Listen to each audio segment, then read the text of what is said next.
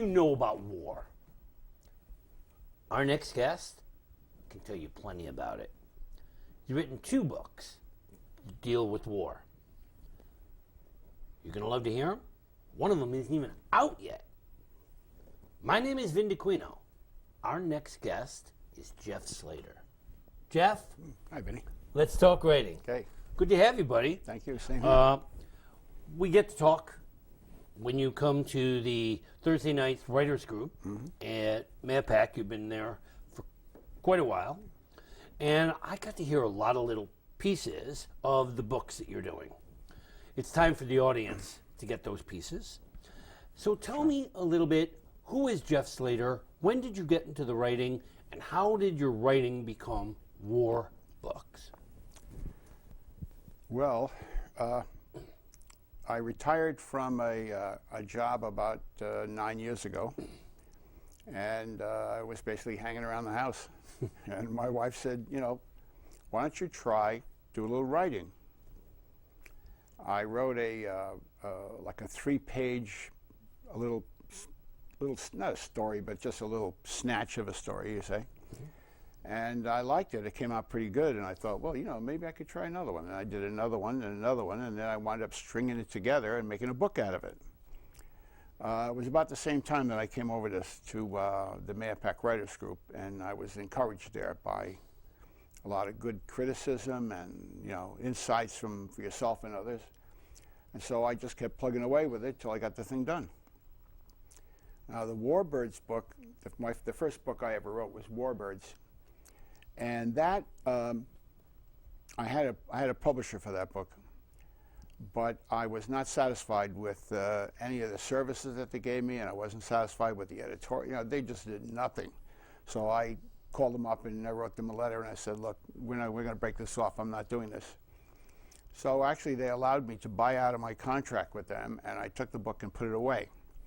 In the meantime, I wrote this little book based on not really anything I had so much experienced as I wanted to do it just for the fun of it. It's really a love story. It's about 2 men who are, one man is the essence of evil, and the other man is, you wouldn't say the essence of good, he's just a very good man. And this takes place in the latter part of the 1800s. And that was the time of the Victorian gentleman. He couldn't do anything wrong, he couldn't say anything wrong, he had a very strict moral code. And in the end, the 2 men finally, you know, face off. And over the love of a woman, of course, what other reason? And I had a lot of fun writing and enjoyed it. And it's really surprising to me sometimes. Others may struggle. I could knock out another 400-page book without a whole lot of trouble. I just keep writing, and I look up, and the story's ended. So let's start at the beginning. You did this Warbirds. That was your first book. And Warbirds has a basic storyline. Yeah. Now, is this book, you've heard me tell this 100 times. Sure. Little kid came to me and he said, Mr. Dacquino, how am I supposed to write an exciting book if my life isn't exciting? And I said, listen, don't write about what is, write about what if. Is this what is, what if, a combination of both? There's a small part of it is what is, and the major part of it is what if, okay? I went into the Air Force as a pilot trainee in 1958, and 10 months later they told me that I just wasn't going to be able to do it. So at that point I was released to the active reserve, and I served out the rest of my 6 years in the active reserve. I have always, since I was a little boy, I've always read extensively into all kind of aviation books. I have a ton of them at home, and besides collecting them, I go to the library and read everything I have. And I've always been fascinated with World War II, mostly because I was about 6 years old when it ended, and we lived in a place where right near the aircraft factory, and the planes were flying over all day. It really got me interested. And my favorite time, of course, was World War II. being a little kid then and seeing all those planes. My father was involved. He was making them. And what I did was to read more extensively into that. Also, I was very interested in the RAF, the Royal Air Force, the British, and I admired very, very much the fact that they stood alone against Hitler and his, massive army for about 2 years, from 1939 to the end of 1941. And they succeeded in preventing the Germans from moving across the channel to England, and the pilots did it basically. Of course, everybody was involved in the whole country. It was a massive effort, and like, for instance, people that worked to build new Spitfires, for instance, they would work 24 hours at a time. They literally collapsed on the job. They worked so hard, and everybody was putting out maximum effort, and it was inspiring to me. I want to get it on paper. Right. So my book is about an American who goes to England in 1940 and joins the RAF and becomes a fighter pilot and fights through the world through the Battle of Britain, which was I wouldn't say it was the high point of the war, but it certainly got the most attention. It was a high point. Yeah, for it was sure. very high. Yes, and because I didn't want, everybody paints the Germans as such horrible people, and red eyes and baby kill. It's terrible. So I decided to look into that side of it more, and I wrote the story of the Battle of Britain from both sides. So the German pilots get a fair shake from me, and most of them were like every other guy in the world. They were just good guys, and they were stuck doing what they had to do, and they listened. And at one point, I have this all came from things I read, and they hated to attack civilians. And they were on the edge of a revolt different times, because they were ordered to go out and attack civilian targets, people that were I can't think of the right word. They were trying to get away from the German army, and they were blocking up the road. They wanted to keep them on the road, so they attacked them in order that they would flee more, and they would keep the British from getting to the coast. But this is. I tried not to dwell on it too much. I know the hero in the book, one of the heroes, is a guy named Max von Holbein, and he wouldn't do it. He refused. But they told him, his squadron leader said to him, "Keep your mouth shut, because if you don't, you'll disappear and you'll never be heard of again." So he kept his mouth shut, but he didn't do it.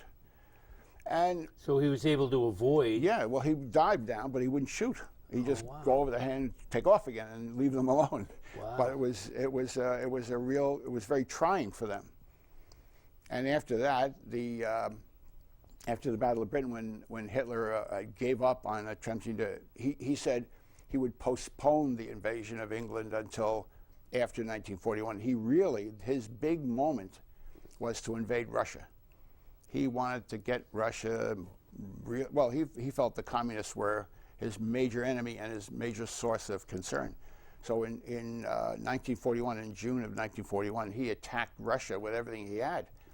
And things settled down, got very quiet on what you might call the Western Front at that point. The Americans weren't in the fight yet, but those Americans flying for the British, things calmed down quite a bit, and they weren't, under the pressure they were under the Battle of Britain was incredible. They flew 5 or 6 missions a day. Flying a mission in that is kind of like lifting, going out to weight lift and lifting like mad for an hour. And then, because when you turn the airplane, you pull a lot of G's, and it was very hard for them. They would do 5 or 6. There were stories where the airplane landed, and the RAF airplane, and they went out to the plane, it hadn't got off the runway. They went out, the guy was asleep. Wow. He was so tired that he fell asleep in the cockpit. And most of it gets into the book as much as I can. And the book goes on to the end of the war, where the Germans go into the Eastern Front, and they lived in tents, and they had no food, and it was a very, very difficult time for them. And they worked together very well to try to help each other through this. And so that's all in the book. It's all about both sides. And there are 2 male heroes in the book, and they were friends before the war, and they meet up again after the war. Even though they had opposing views. Yeah, and they even fought against each other without realizing it. You know, and I said to myself, well, could I show, you know, when I'm writing this, should I show the two of them fight? And I said, no, because that becomes melodrama. I don't want to do that. You know, you couldn't tell.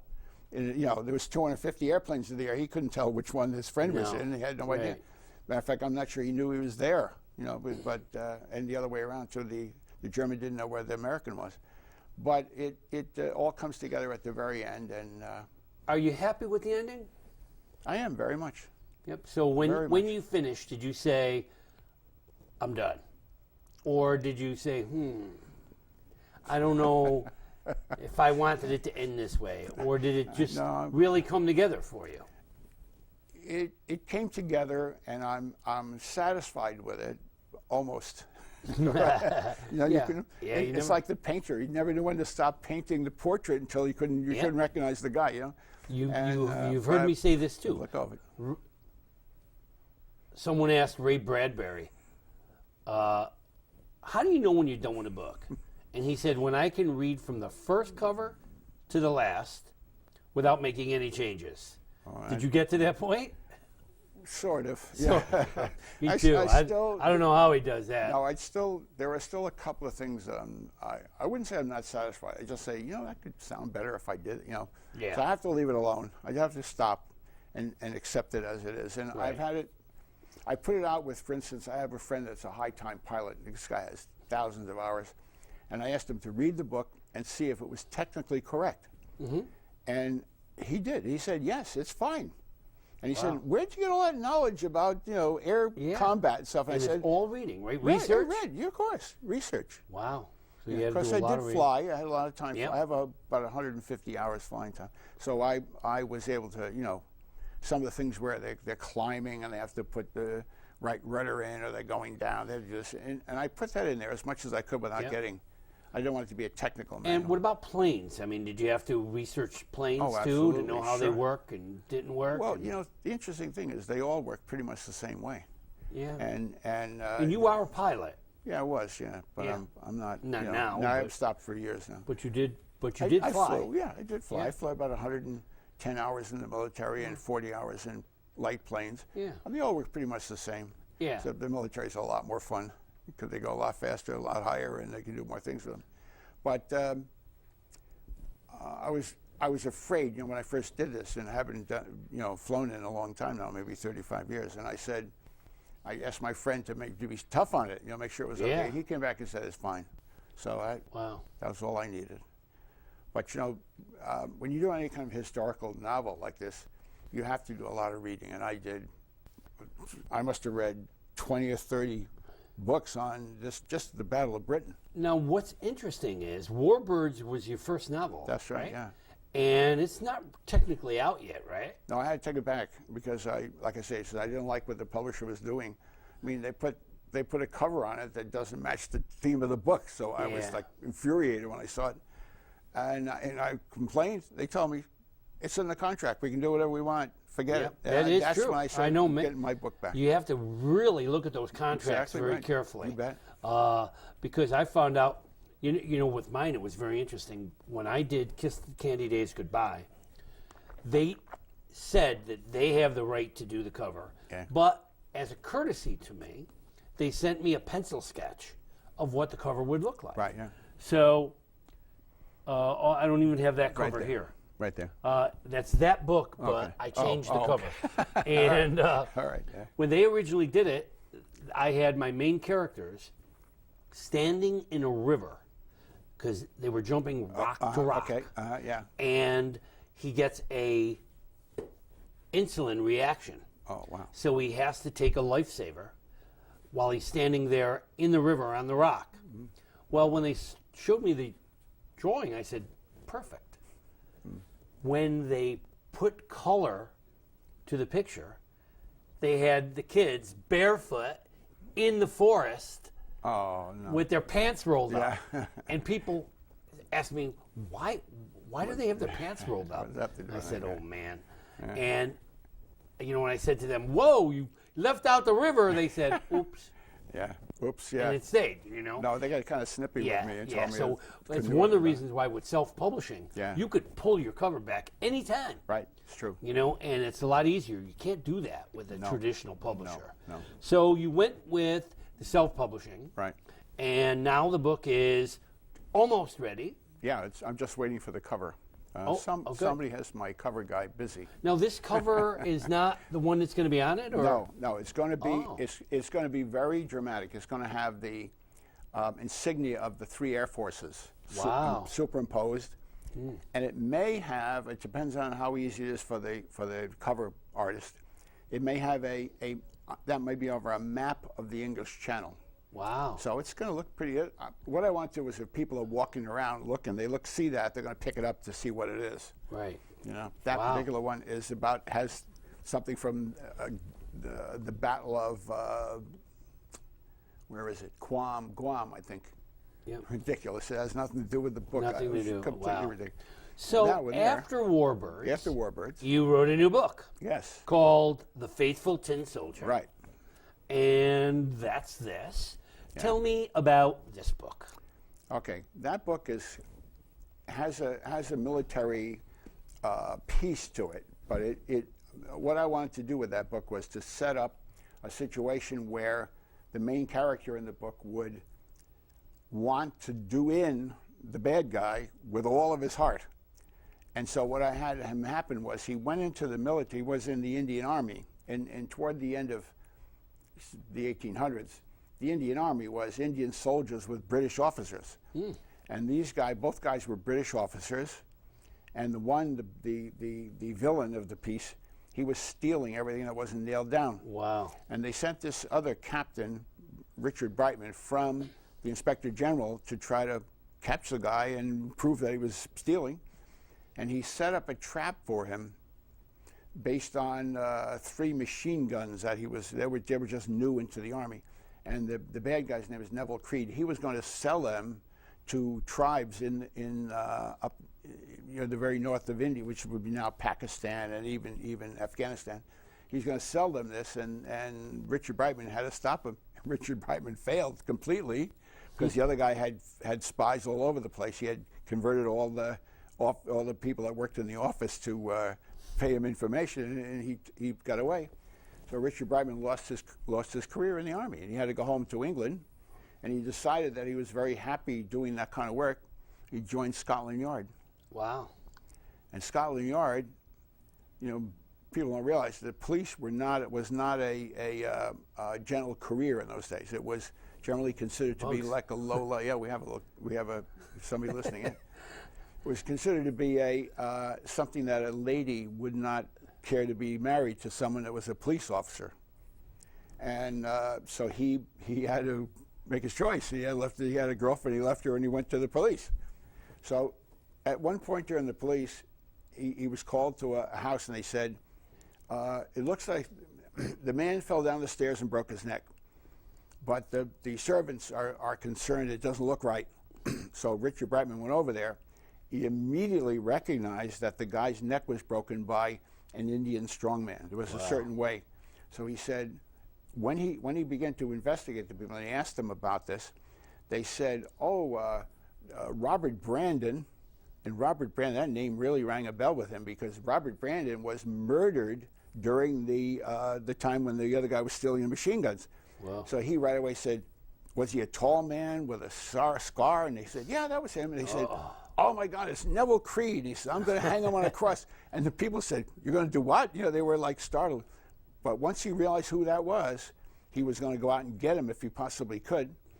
And the story goes on and on and on until he finally... He's trying to get him. Yeah, until he finally... Neville Creed also threatened the girl that he had been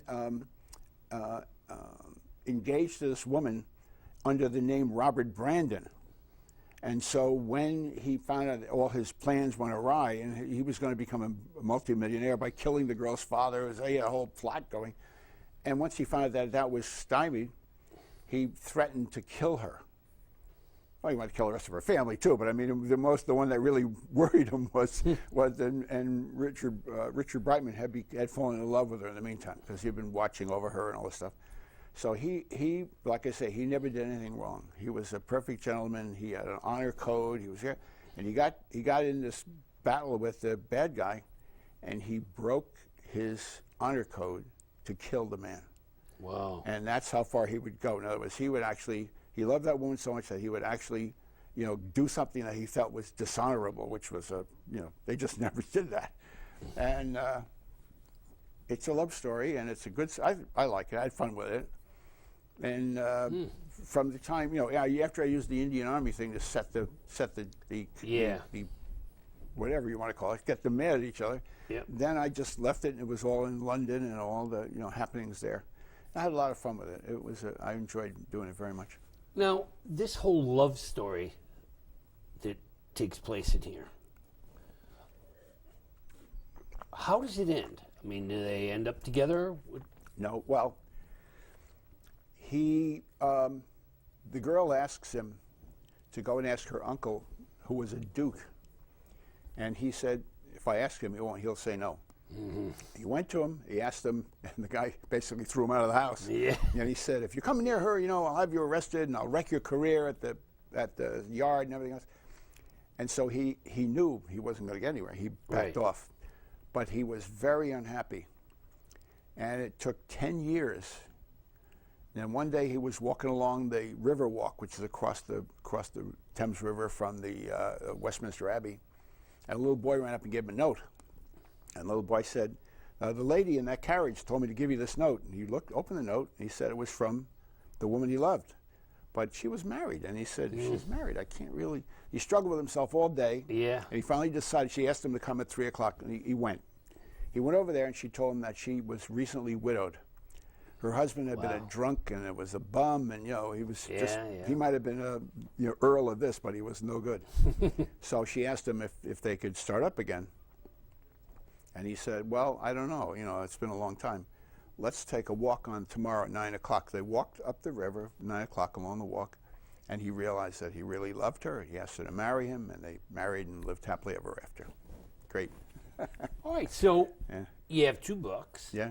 One is coming out shortly. The other is out. This is available. Right. That's on Amazon, yeah. Okay, so that's available. Yeah. What are you doing now? I'm doing the reading and analysis for a book. Pre-writing. Yeah, it's going to be called Warbirds: The Beginning.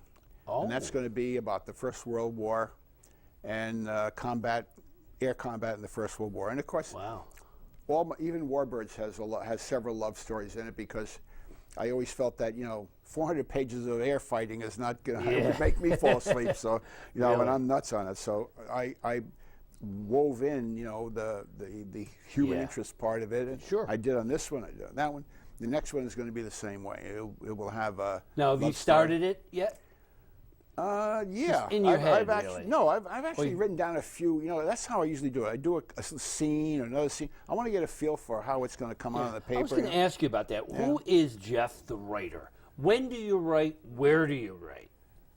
Well, I often write. I write at home, and I write in the evening often after supper.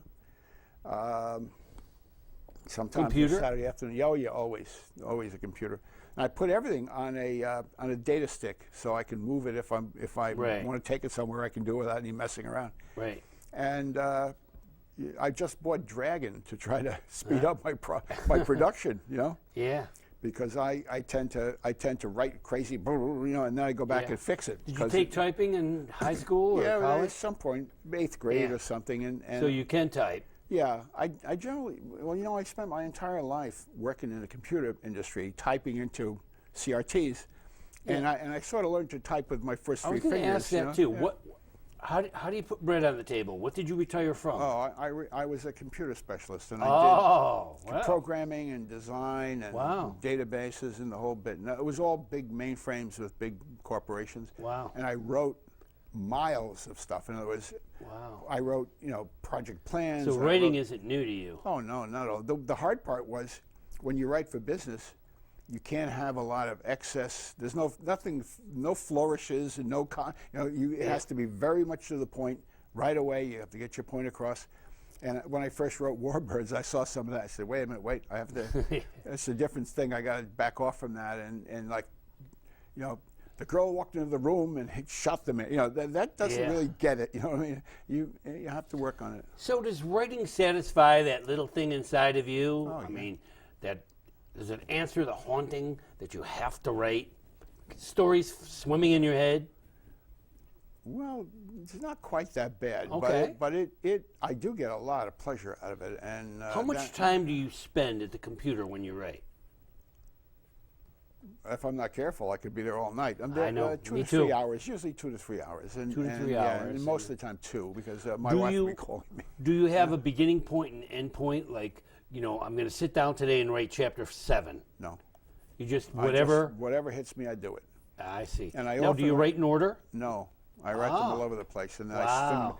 and like Warbirds, I had a hell of a time. Excuse me, getting because he has to match up to history. Yeah. So I had this over here and that over there, and I had to put them, turn them around, change them around, and to get them. So actually, what I did was I made a big timeline.